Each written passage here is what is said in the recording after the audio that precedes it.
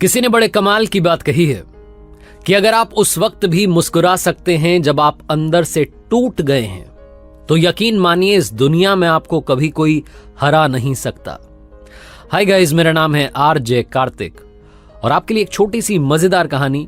Japan में एक साबुन बनाने वाली कंपनी थी जिसकी चर्चा दुनिया में थी। साबुन बनाने के मामले में उनसे कोई भी कंपनी टक्कर नहीं ले पाती थी।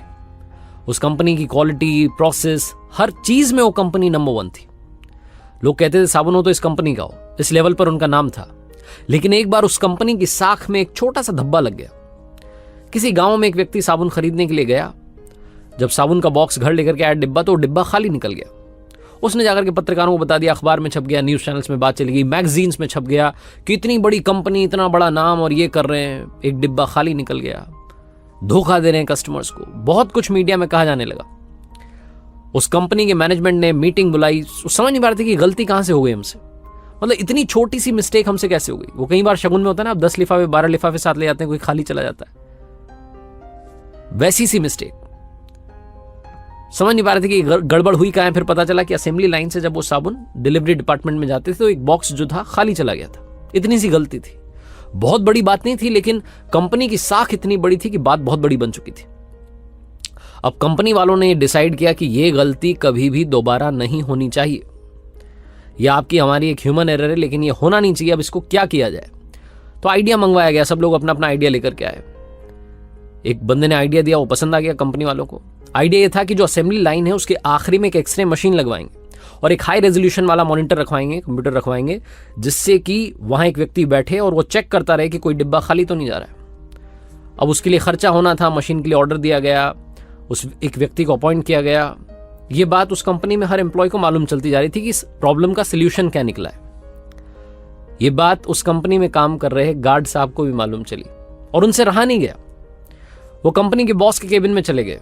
बॉस ने कहा, अरे आओ गार्ड साहब, क्या कह रहे हो? तो उन्होंने कहा कि साहब छोटा मुंह बड़ी बात, लेकिन ये खर्चा आप फालतू में कर रहे हैं। तो जो कंपनी का बॉस था उसने कहा कि अरे गार्ड साहब, आपको मालूम नहीं है, हमारी कंपनी की साख पर धब्बा लग गया और आप कहां समझेंगे ये सब। हमें ये करना ही होगा ताकि कभी भी ऐसी कोई छोटी सी गलती ना हो। बहुत छोटी गलती थी और हमारी कंपनी के लिए कितना बड़ा नुकसान हो गया। गार्ड ने कहा कि नहीं, मैं नहीं कह रहा हूं कि आपको सुधारना नहीं है, सुधारिए, लेकिन इतना खर्चा करने की जरूरत नहीं है। गार्ड साहब ने जो कहा सुनिएगा। गार्ड साहब ने कहा कि वो आप एक्सरे मशीन लगवा रहे हैं, मॉनिटर रखवा रहे हैं, एक आदमी बैठा रहे हैं, इतना करने की जरूरत नहीं है। असेंबली लाइन से जब वो साबुन जो है, साबुन के बॉक्सेस जा रहे हैं डिलीवरी डिपार्टमेंट की तरफ, तो वहां पर एक बड़ा हाई स्पीड का इलेक्ट्रिकल पंखा लगवा दो। लाइट वाला पंखा हाई स्पीड में चलेगा, तेज हवा फेंकेगा। डिब्बे जब निकलेंगे, अगर कोई खाली आया तो तेज हवा उसे उड़ा देगी और डिब्बा साइड कर देगी।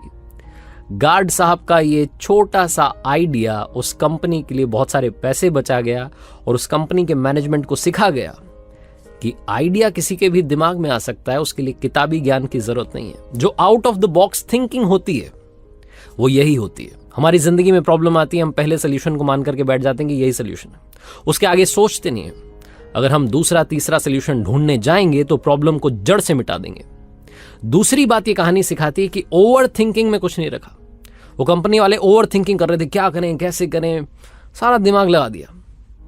उस प्रॉब्लम का सोल्यूशन सिंपल सा था, एक पंखा लगाना था, लाइट वाला, काम आसान था।